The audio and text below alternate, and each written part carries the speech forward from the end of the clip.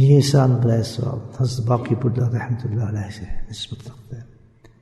بہت ہی درجے کے بزرگ نقشبندی سلسلے میں. ہندوستان میں یہ سلسلہ نہیں تھا، چشتیہ سلسلہ تھا، قادریہ سلسلہ تھا. اسی سے بزرگ نسبت رکھتے تھے اور روحانی فیض پہنچ رہا تھا. تو یہ سلسلہ جو ہندوستان میں لانے والے حضرت باقی بلّہ رحمۃ اللہ تھے. یہ کابل سے تھے، افغانستان سے.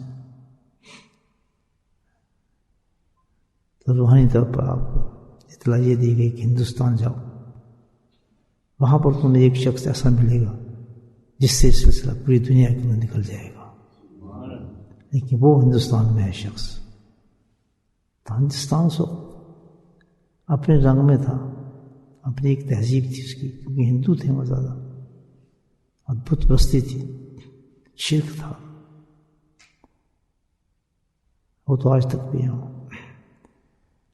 تو حضرت باقی بلّہ تشریف لے گئے دہلی میں.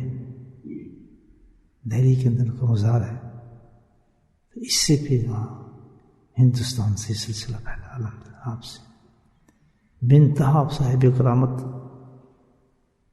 اور عجیب و غریب بزرگ تھے. بہت جلد ہندوستان میں آپ کی دھوم مچ گئی وہاں پہنچنے پر، اور وہاں پر روحانی طور پر یہ سلسلہ جو تھا حضرت باقی بلّہ کا پھیلنا شروع ہو گیا دہلی سے. تو اس سلسلے میں وہاں کام کیا.